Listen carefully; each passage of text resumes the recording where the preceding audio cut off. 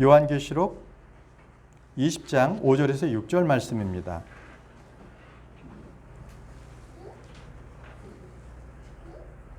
네, 다 찾으셨습니까? 요한계시록 5절에서 6절 말씀 같이 읽겠습니다. 시작. 그 나머지 죽은 자들은 그 천년이 끝날 때까지 다시 살지 못하였더라. 이것은 첫째 부활이니라. 첫째 부활에 참여하는 자는 복이 있고 거룩하도다. 둘째 사망이 그들을 다스릴 권능을 갖지 못하고 도리어 그들이 하나님과 그리스도의 제사장이 되어 천년 동안 그분과 함께 통치하리로다. 아멘입니다. 기도하겠습니다.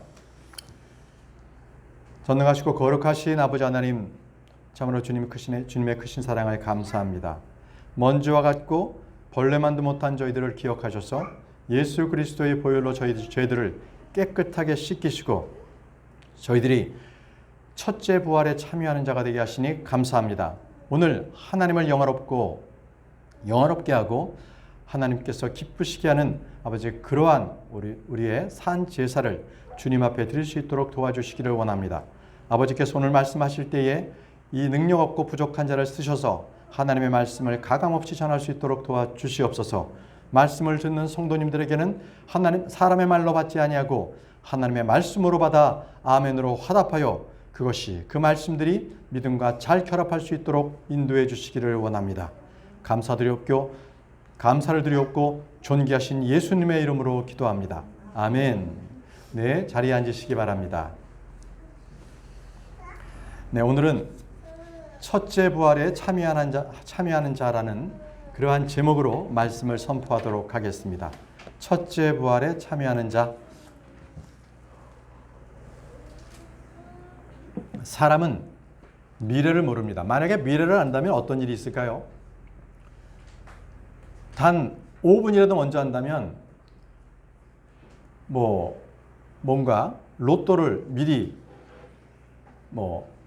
사놓는다든지 뭔가 앞일을 다 예측할 수가 있겠죠. 그런데 우리는요, 미래를 알 수가 없습니다. 그래서 이 불확실한 미래 때문에 모든 사람들이 두려움을 가지고 있습니다. 그럼에도 불구하고 모든 사람들이 딱 하나 미래에 대해서 아는 게 있습니다. 그것은 누구든지 태어나면 죽는다는 것.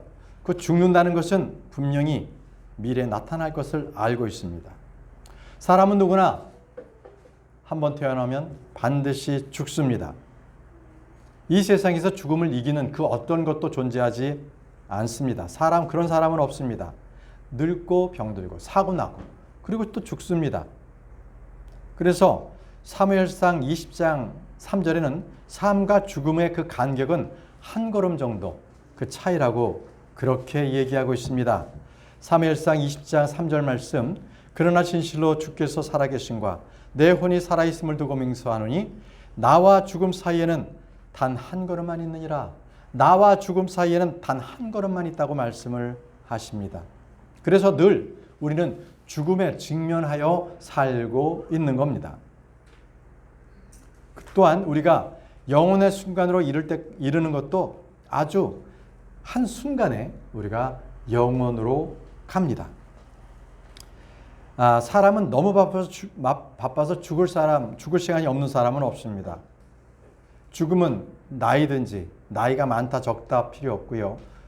그리고 건강이 좋은 사람도 어느 한순간에 주님께서 그의 혼을 데려가시면 죽습니다. 우리는 누구나 하나님께서 그 허락하신 그 시간에만 우리가 살고 있는 겁니다. 허락하신 그 시간 내에서 우리는 살고 있는 겁니다.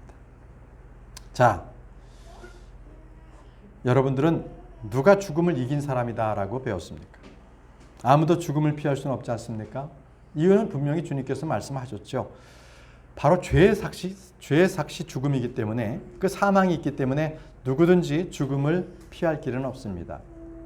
누구든지 한 번 죽는 것은 하나님의 법입니다. 자, 하지만 말입니다. 예수 그리스도를 믿는 자에게는, 바로 구원받은 자들에게는 반드시 부활이 있습니다. 그들에게는 죽는 게 아니라 다시 살아나기 때문에 잠을 잠시 자는 거예요. 그래서 잠잔다라고 합니다. 욥기는요, 자기의 육체적인 부활을 이렇게 고백했습니다. 욥기 19장 25절에서 27절에 내가 알거니와 내 구속자께서 살아계시고 또 마지막 날에 그분께서 땅에 서시리라. 내 살갗의 벌레들이 이 몸을 멸할지라도 내가 여전히 내 육체 안에서 하나님을 보리라. 내 콩팥이 내 속에서 소멸할지라도 내가 직접 그분을 보리니 다른 것이 아니요 내 눈이 바라보리로다. 자, 욥은 이 내 살갗의 벌레들이 이 몸을 멸할지라도라는 것은 내 몸이 썩어서 완전히 이제는 없어질지라도 그럼에도 불구하고 내가 여전히 내 육체 안에서 하나님을 보리라. 무엇입니까? 육체가 새로 생겼네요. 네, 부활해서 주님을 보겠다는 것을 분명히 욥은 믿었던 것입니다. 이 욥은요, 아브라함 시대의 사람이었어요. 그래서 성경에서 가장 오래 전에 기록된 것입니다. 모세오경도 모세 때에 기록된 거 아니겠습니까? 근데 욥은 그 이전에 기록이 된 책입니다. 그래서 이제 구약의 예언자들은 육신의 부활이나 죽은 자들의 부활에 대해서 그들은 분명히 말씀을 따라서 알고 있었습니다. 그렇지만 그 이후에 점점 시대가 흐르고 사람들은 부활에 대해서 점점 희미하게 됐어요. 먹고 사는 것에 힘쓰다 보니까 하나님의 말씀을 멀리 하고만 겁니다. 그럼 어떻게 됩니까? 부활에 대한 소망도 없다 보니까 그날 살아가는 것이 꼭 짐승과도 같은 똑같이 먹고 사는 것에 집중하는 삶을 살아가게 되는 것이 지금 이 시대에도 똑같이 진행이 되고 있는 겁니다. 그래서 우리에게는 부활이라는 것을 알게 할 분명한 지혜와 명철이 우리에게는 필요합니다. 여러분들에게는 부활의 소망이 있습니까? 부활의 소망에 있는 사람들이 이 시간에 나의 삶 동안에서 그 삶을 결코 허비하지 않습니다. 대충 넘어가지 않습니다. 내가 주님을 다시 만난다는 그 소망이 있기 때문에 내가 지금의 이 시련과 어려움들은 능히 견디어내고 기쁨으로 이 일들을 감당해낼 수가 있는 겁니다. 성경은 저와 여러분들에게 절대적인 선이나 절대적인 진리를 가르쳐 주십니다. 그래서 세상에서 갖지 못하는 그 화평, 기쁨을 우리 가운데 주십니다. 여러분, 우리 교회는 분명한 진리의 말씀을 통하여서 구원에 대한 확신을 정확하게 갖고 계시고 있을 것입니다. 예수 그리스도께서 십자가에 죽으심으로 우리의 죄를 모두 사해 주셨고 우리 모두가 하나님의 아들이 되게 하셨습니다. 그러나 복음은 여기에서 끝이 아닙니다. 예수 그리스도의 부활로서 구원받은 성도들이 더 큰 풍성한 은혜를 누리며 열매를 맺는 삶을 살도록 하신다는 겁니다. 예수 그리스도께서 나의 죄를 위해서 죽으셨다는 사실을 안다면 마찬가지로 내가 풍성한 삶을 누리며 살 수 있다는 것은 당연한 겁니다. 그럼에도 왜 우리 그리스도인들은 풍성한 삶을 살지 못하고 있는 것입니까? 그것은 아직도 죄 가운데 눌려있는 삶을 살고 있기 때문에 그렇습니다. 내가 부활에 대한 소망을 가지고 산다면 내가 지금 죄 가운데 눌려있을 이유가 하나도 없습니다. 내가 그리스도인이 되었다면 많은 사람들은 분명히 내가 변화된 것을 통하여서 그들이 부러워야 할 풍성한 그러한 삶을, 영적인 삶을 누리는 삶을 살 것입니다. 예수 그리스도의 부활은 2000년에 딱 한 번 일어난 사건뿐만 아니라 오늘 이 시대에도 우리 성도들 앞에서 영원한 생명을 가지고 소유할 수 있는 그 힘과 능력을 부여하고 계시는 것입니다. 그래서 저와 여러분들이 이 부활의 생명, 이 부활의 능력 안에 살지 못한다면 우리는 어떻게 될까요? 당연히 우리 마음 가운데는 욕구 불만에 차 있을 겁니다. 기쁨보다는 실패의 맛을 보고 있어서 늘 한숨을 쉬며 무기력한 하루하루를 살 수밖에 없을 것입니다. 저는 노인이 무엇인가? 이 퇴직을 하고 나니까요. 직장을 퇴직하고 나니까 그때쯤에 그런 생각을 했습니다. 저는 30여 년을 경영을 하면서 경영혁신도 했습니다. 그래서 제 자신은 그렇게 생각했어요. 어쨌든 이 국내에서 경영혁신에 대해서 나를 따라올 자는 없다라는 그러한 아주 자만에 들떠 있었던 사람입니다. 그런데 문제는 뭐였냐면 이제 모든 혁신을 다 아니까 공부할 게 없는 거예요. 공부를 하지 않아도 누가 물어도 다 답변할 수 있는 그러한 일반적인 기법, 시스템, 모든 것들을 망라해서 그거를 사람들에게 가르치고 또 외부에 나가서도 강사도 했습니다. 그렇게 직장을 다니면서 강의를 했는데 그러니까 내 자신이 좀 교만해졌던 거죠. 근데 어느 순간인가 배울 게 없는 거예요. 배울 게 없으니까 그 다음부터는 제가 책을 읽지 않으니까 그 다음부터는 늙게 되더라고요. 앞에 있는 일들에 대해서 뭔가 새로운 것들을 계속 추구하지 않으면 그게 늙은이더라고요. 노인이더라고요. 근데 저는 우리 성도님들께서 어떤 일이든지 간에 계속적으로 뭔가 새로운 것을 추구하고 말씀에 대한 부분들을 계속 탐구할 때 그는 늙은 분이 아니에요. 저는 그걸 느꼈습니다. 저는 퇴직하고 나서 경영혁신을 다 버리고 나서 저는 성경 말씀에 대해서 다시 하나하나 배우기 시작했습니다. 그 배웠을 때 저는 더 이상 나는 60이 넘은 그런 나이 든 사람이 아니었습니다. 젊은 청년이었습니다. 왜냐? 저는 배울 말씀이 있기 때문입니다. 내가 배울 수 있다는 것, 그것은 늙지 않은 것입니다. 여러분, 우리는 배우기를 포기해서는 안 됩니다. 하나님의 이 생명의 말씀을 늘 우리는 조망하고 그 말씀을 늘 배우면서 탐구하면서 그 말씀에 서야 할 것입니다. 여러분, 우리 가운데 아직도 내가 비참하다. 아직도 내가 패배한 삶을 살고 있다. 이것은 분명하게 아직도 내가 믿음에서 바로 서지 않고 있다. 하나님 말씀에서 분명히 그 말씀에 순종하지 않고 있다. 이렇게 보시면 됩니다. 마음에 은혜가 없습니까? 아니면 영적인 그 복에 대해서 메말라 있습니까? 여러분께서는 지금 버티고 힘든 삶을 살고 있다면 그것을 벗어나야 합니다. 그 모든 것들을 하나님 앞에 내어놓으십시오. 그리고 골방에 들어가십시오. 엎드려 기도하시고 눈물로 호소하십시오. 그리스도 예수 안에 마련된 그 풍성하고 그 은혜 넘치는 것, 그 모든 것들을 주시도록 간구하시기 바랍니다. 로마서 8장 32절에 우리 주님께서는 이렇게 말씀하셨습니다.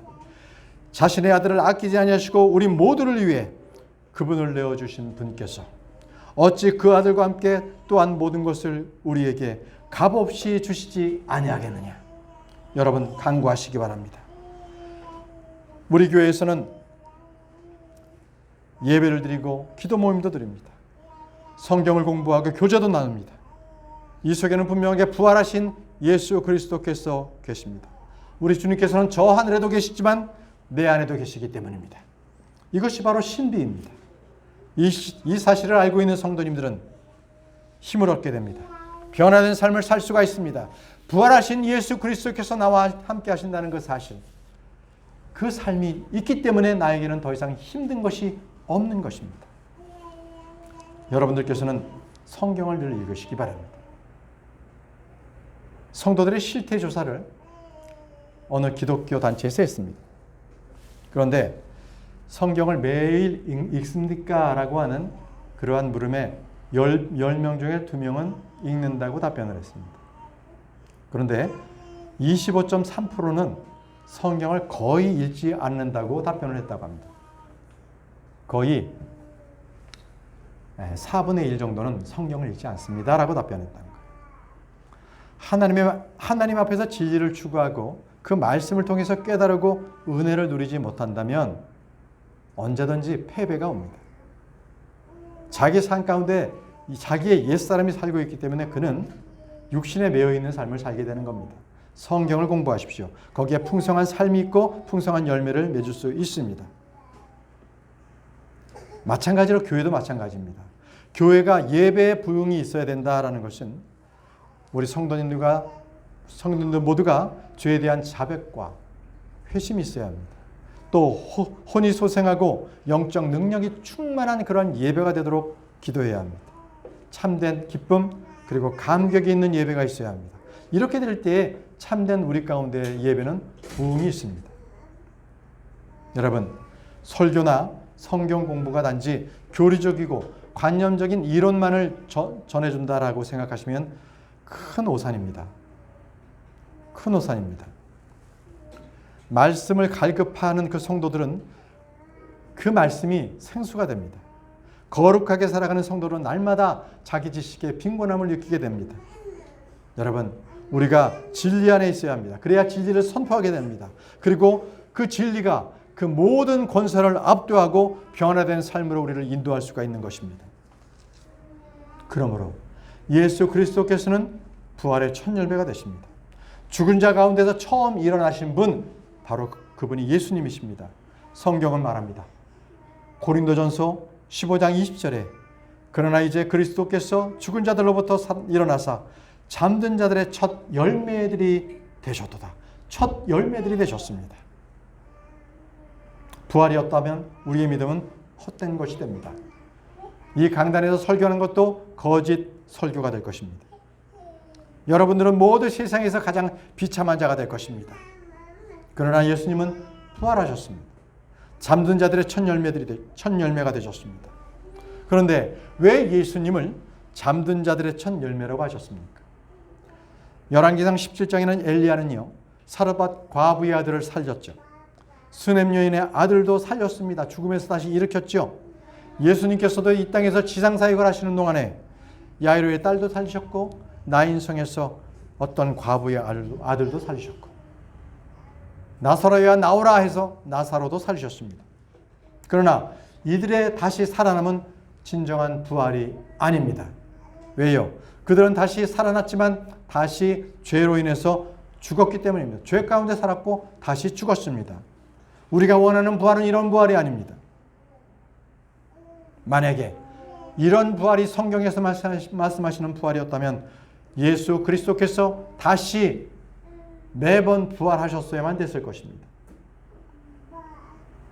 우리 주님께서는 단 한 번 부활하셔서 모든 것들에 대한 그러한 죽음을 해결해 주신 분이십니다. 해결해 주셨습니다. 솔로몬은요, 전도서에서 모든 누구든지 죽음 이외에는 아무도 아무것도 알지 못한다고 했습니다.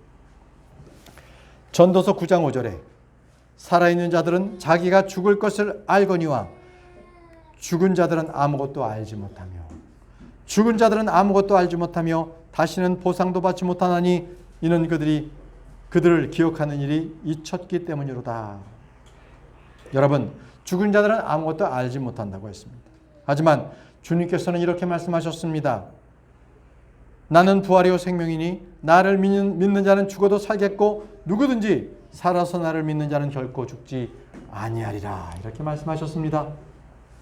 죽을 수밖에 없는 사람들에게 이보다 더 놀라운 소식이 어디 있겠습니까? 이보다 더 위대한 복된 소식이 어디 있겠습니까? 부활하신 주님은 믿는 사람들을 더 이상 어둠 가운데 두지 아니하십니다. 죽음 이유에 대해서 환히 밝혀두셨습니다. 주님의 부활은 죽음을 이기셨습니다. 그리고 죽음의 권능을 파하셨습니다. 주님의 부활은 죽음의 속박에 매여 있는 사람들을 모두 자유롭게 해방해 주셨습니다. 여러분, 사복음서를 읽어보면 예수님께서 부활과 죽음과 부활에 대해서 말씀하실 때마다 제자들이 매우 당황하고 혼란스러워했습니다. 제자들은 주님께서 죽음과 부활에 대해서 말씀하실 때 그 이야기를 잘 알지 못했습니다. 그래서 어떤 때는 불평했습니다. 어떤 때는 따지고 들었습니다. 베드로 보십시오. 베드로는 주님을 꾸짖었습니다. 도대체 왜 그런 말을 하냐? 그런 말 하지 말라는 겁니다. 알지 못했기 때문에 제자들이 그랬습니다. 우리는 지금 하나님께서 우리에게 주신 모든 것들에 대해서 감사와 찬양을 올려드려야 합니다.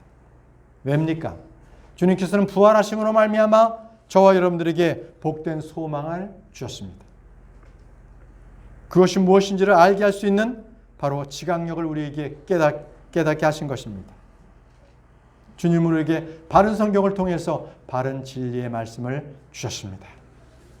여러분, 우리가 지금 가지고 있는 이 성경은요, 이 어느 시대에도 이런 시대가 없었습니다. 구약 시대에도 짤막짤막한 파피루스에 의해서 하나님의 말씀을 일부씩만 갖고 있었지, 우리가 성경의 66권을 이렇게 책 한 권으로 갖고 있는 시대는 1611년도 이후에 얼마 되지 않았습니다. 우리는 복된 그러한 세대입니다.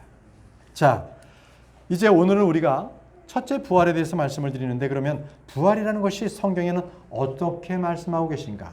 그 부활이라는 것이 어떤 진리가 그 속에 내포되어 있는지를 우리가 한번 공부해 보도록 하겠습니다.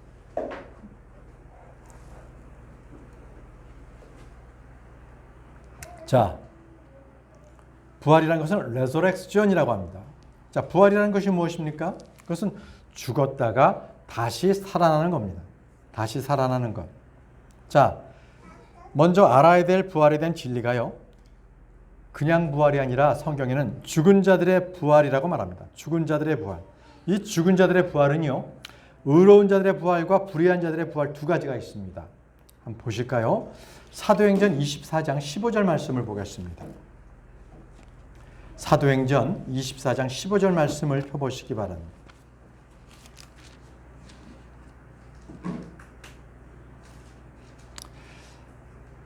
자, 거기 또 그들은 스스로 인정하는 바 하나님을 향한 소망을 내가 가졌으니 그것은 곧 죽은 자들의 부활, 즉, 자, 죽은 자들의 부활이 무엇이라고 합니까? 의로운 자들의 부활과 불의한 자들의 부활이 있으리라는 것이니라. 자, 죽은 자들의 부활이 의로운 자들의 부활, 그리고 불의한 자들의 부활, 이 두 가지가 있다고 말씀을 하고 있습니다. 성경 곳곳에 이 두 가지 부활에 대해서 말씀하고 있는데요.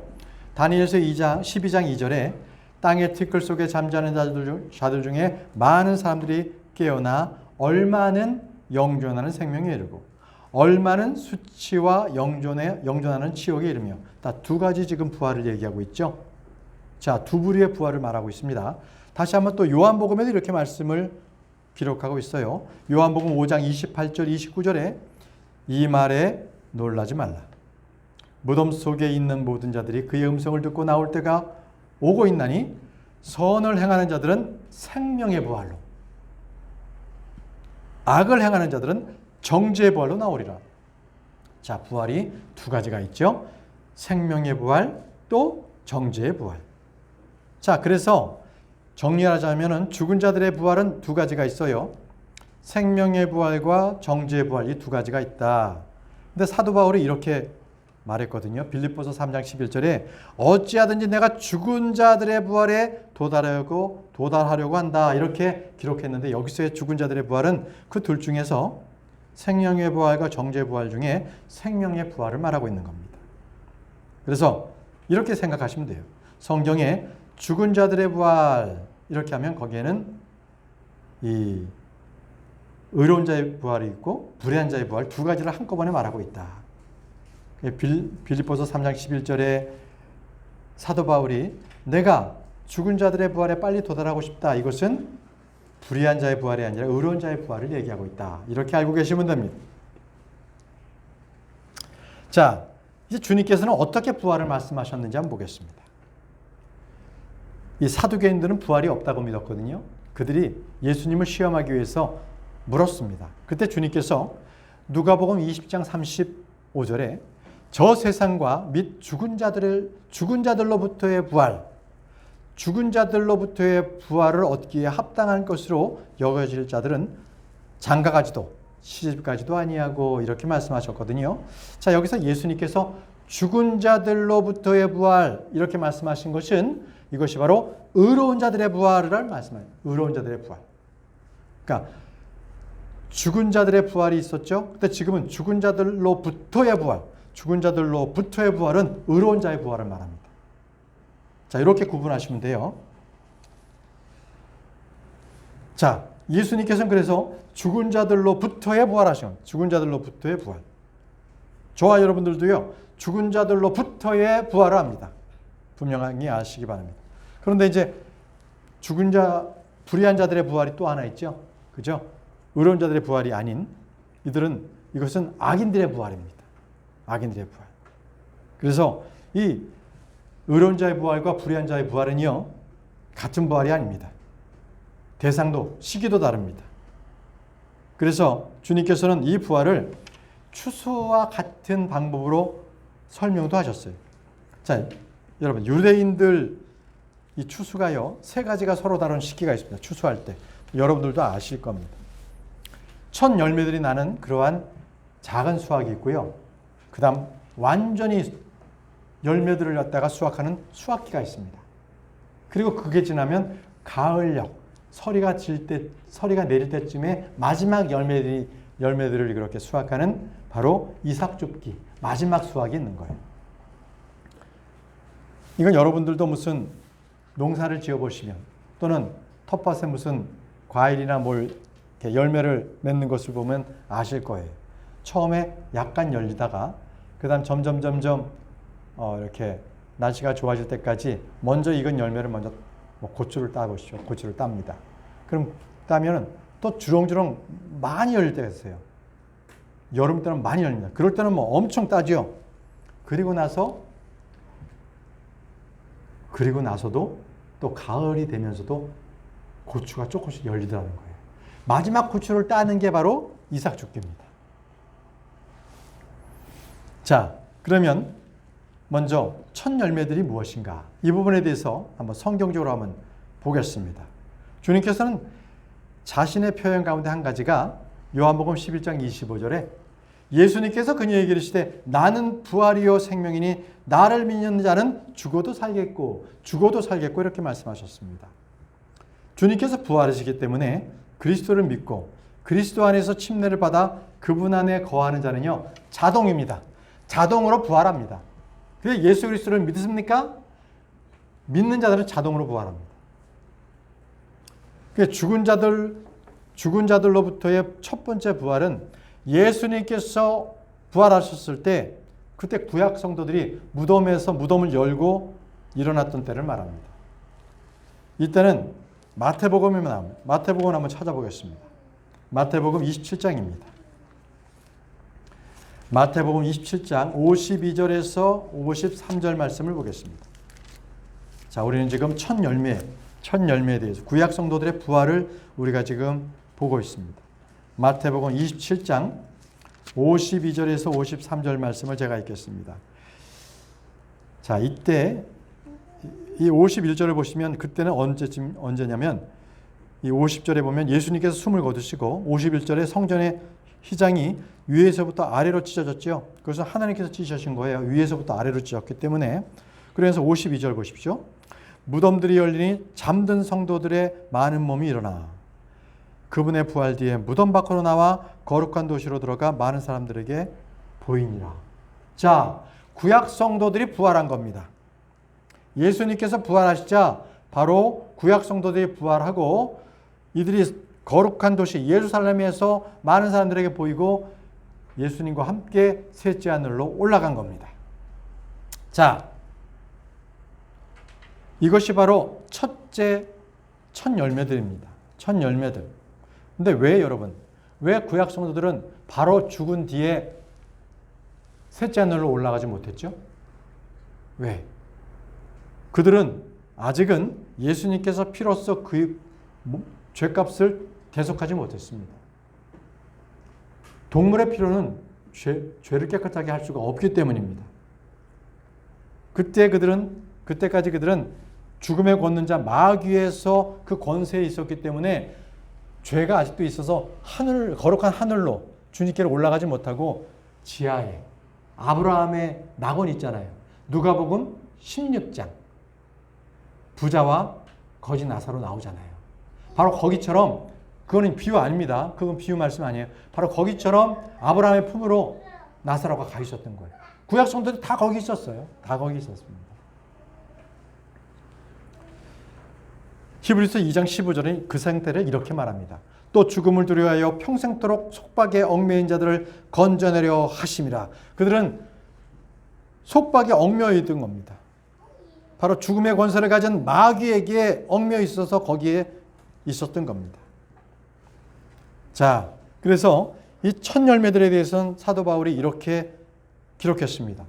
에베소서 4장 8절에 그러므로 그분께서 이르시기를 그분께서 높은 곳으로 올라가실 때에 높은 곳 셋째 하늘 올라가실 때에 포로로 잡힌 자들을 포로로 이끄시고 뭡니까? 바로 포로로 잡혀있던 구약 성도들을 아브라함의 품에서 모두 다 끄집어내어서 사람들에게 선물로 주셨어요. 봐라, 이제 너희들도 부활한다. 이렇게 보여주셨던 것입니다. 그래서 이 사건은 바로 십자가의 사건이 승리의 사건임을 말하고 있는데요. 바로 골로새서 2장 15절 말씀을 보시면 그렇게 기록되어 있습니다. 골로새서 2장 15절 말씀을 보십시오. 정사들과 권능들을 벗기사라더니 벗긴 게 아니라 스포일드, 상하게 한 겁니다. 바로 악한 영들, 정사들과 권능들을 상하게 하셨어요. 그리고 십자가 안에서 그들을 이기시고 공경원이 그들을 구경꾼으로 삼으셨어요. 왜? 십자가로서 죽음으로 죄의 권세를 가지고 있는 그 악한 마귀 사탄들을 예수 그리스도께서 이기시고 그들에게 속박된 모든 자들을 주님께서 부활시키신 것입니다. 바로 주님께서는 그들을 저 낙원으로 하늘로 데리고 올라가신 것입니다. 이제 남아있는 건 누굽니까? 구약 성도들은 예수님과 함께 다 부활했습니다. 이제 우리 신약 성도들이 남아있죠. 이 신약 성도를 바로 수학대라고 합니다. 수학대. 이 신약 성도들이 올라갈 때를요. 자, 이 사건은요. 교회 시대에만 있습니다. 교회 시대. 그리스도 안에서 잠든 자들이 먼저 일어나고 살아있는 성도들은 그분과 함께 변화돼서 영원히 죽지 않을 것입니다. 그래서 그리스도인들은 죽음이 없습니다. 죽음을 잠이라고 우리가 얘기하는 것은 깨어나기 때문에 그렇습니다. 고린도전서 15장의 성도들의 부활에 대해서 이 부활장입니다. 고린도전서 15장이 아주 잘 설명하고 있습니다. 고린도전서 15장 51절에서 51절에 보라, 내가 너희에게 한 가지 신비를 보이노니 우리가 다 잠자지 아니하고 마지막 나팔 소리가 날 때에 눈 깜짝할 사이에 순식간에 다 변화되리라. 나팔 소리가 나매 죽은 자들이 썩지 아니할 것을 일어나고 우리가 변화되리니, 나팔 소리가 나매 이것은 주님께서 이리로 올라오라라는 주님의 음성입니다. 주님의 음성은 나팔 소리로도 나고 물소리로도 나고 천둥 소리도 나고 주님의 음성이 그렇게 나타나는 겁니다. 자, 이제 마지막으로 이 첫째 부활에 속하는 자, 마지막 이삭줍기가 있습니다. 자, 이삭줍기는 환난 성도를 말합니다. 환난 성도들. 자, 마지막 있을 부활에 대해서 요한계시록 11장 11절에서 12절 말씀을 보십시오. 요한계시록 11장 11절에서 12절. 자, 사흘 반이 지난 뒤에 하나님으로부터 온 생명의 영들께서 그들 속에 들어가심으로 그들이 자기 발로 일어나 그들을 보는 자들에게 큰 두려움을 임하더라. 그들이 하늘로부터 자기들에게 이리로 올라오라 하고 말씀하시니 큰 음성을 듣고 구름 속으로 하늘로 올라가니 그들의 원수들이 그들을 바라보더라.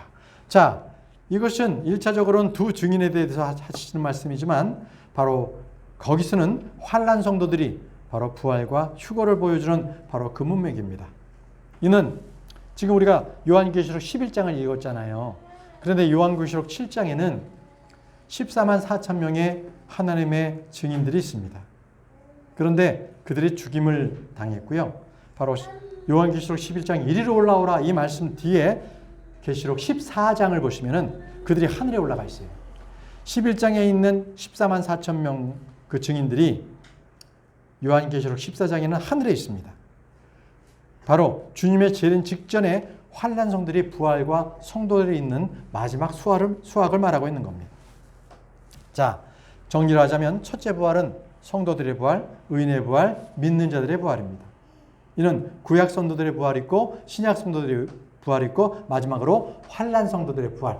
이것을 통틀어 말하는 것을 첫째 부활 이렇게 말합니다. 첫째 부활. 자, 요한계시록 20장 5절에서 6절 말씀을 보십시오.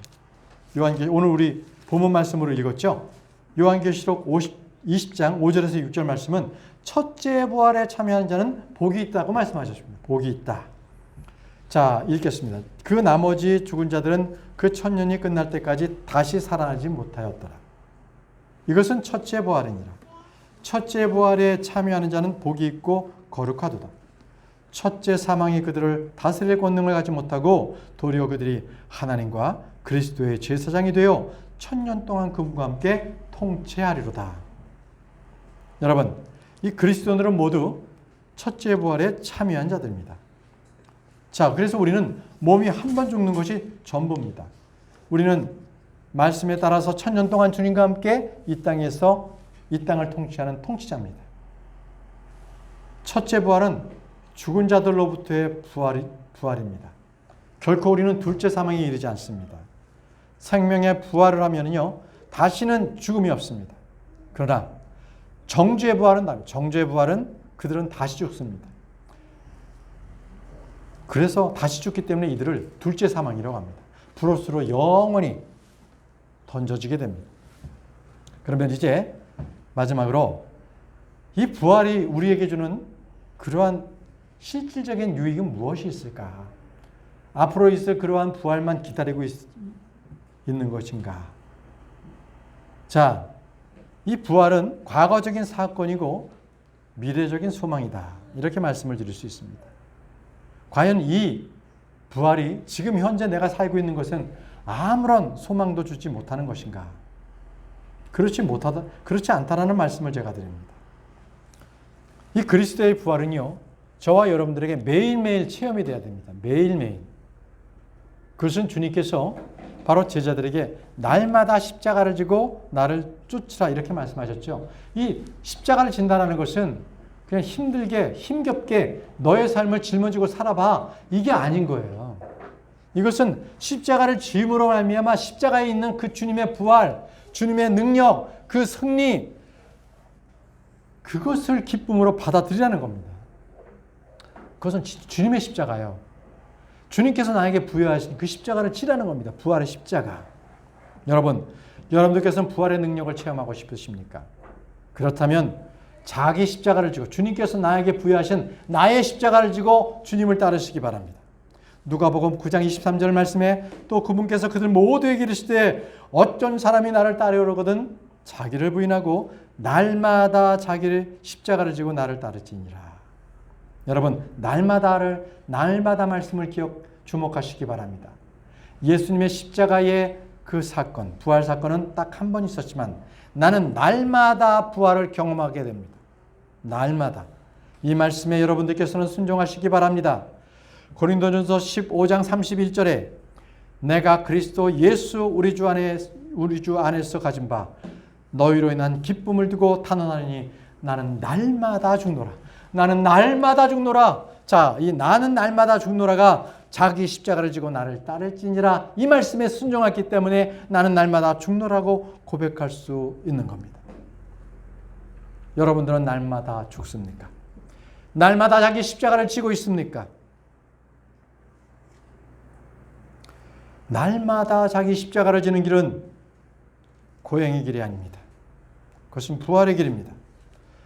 매일 자기 십자가를 지는 삶은 겉사람은 썩어 없어지나 속사람은 날마다 새로워지는 삶을 말하고 있는 겁니다. 그렇기에 저와 여러분들의 부활의 능력을 믿는다면 나는 날마다 죽노라, 이 선언이 우리 가운데 있어야 합니다. 날마다 자기 십자가를 지는 삶은 바로 부활의 능력을 경험하는 실제의 삶입니다. 여러분, 그렇기에 부활의 소망을 지닌 사람은 결코 낙심이나 낙담을 하지 않습니다. 부활에 대한 믿음은 절망을 승리로 바뀝니다. 슬픔을 기쁨으로 바꾸고 고난을 역전시키는 그러한 삶입니다. 그래서 사도 바울은 이렇게 기록했습니다. 고린도후서 4장 16절에 이런 까닭에 우리가 낙심하지 아니하노니 우리의 겉사람은 썩어 없어져도 속사람은 날마다 새로워지는구나. 아멘입니다.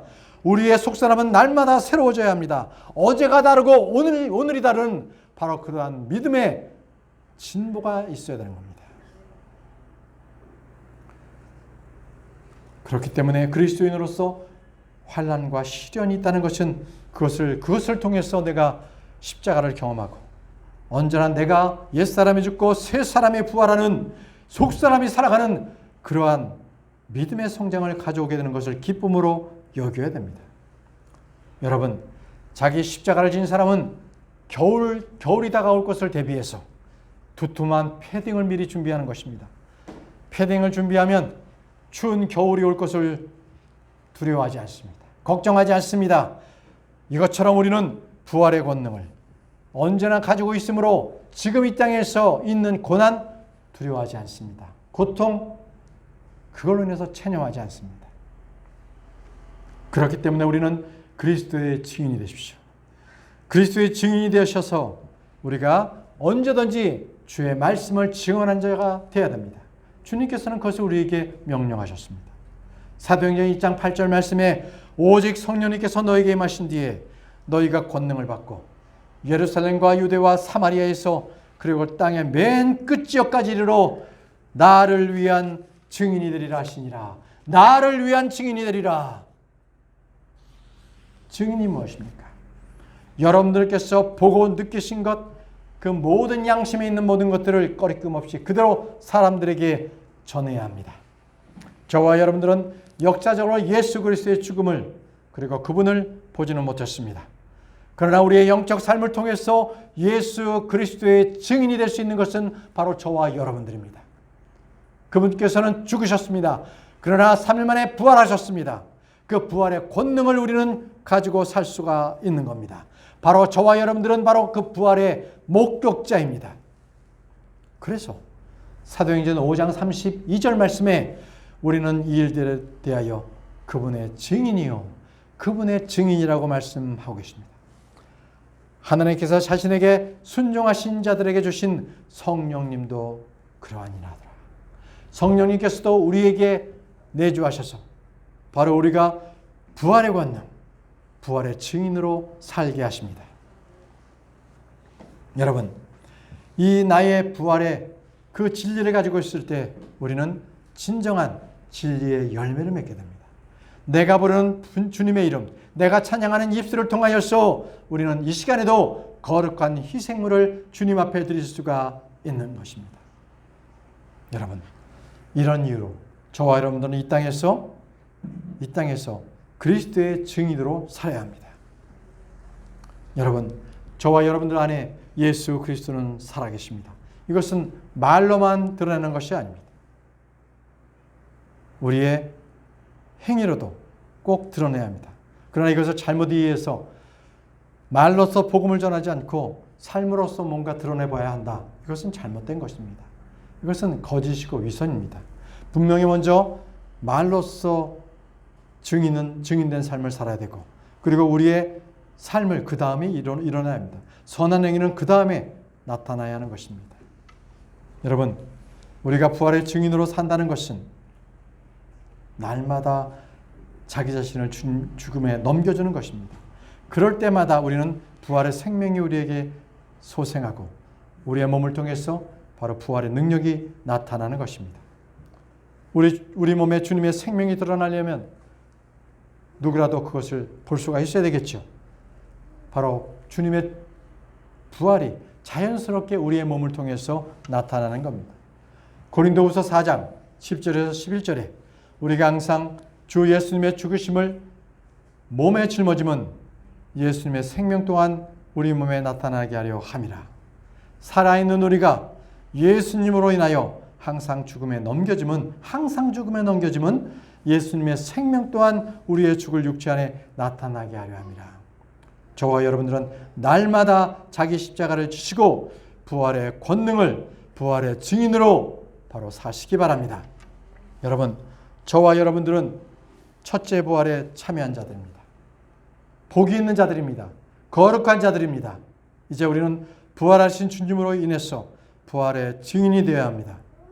여러분, 이제 이 시간 이후부터 저와 여러분들은 부활의 능력으로 사시기 바랍니다. 이 시간 이후부터 부활의 믿음으로써 교회와 가정 그리고 일터에서 승리하는 저와 여러분들이 되기를 간절히 바랍니다.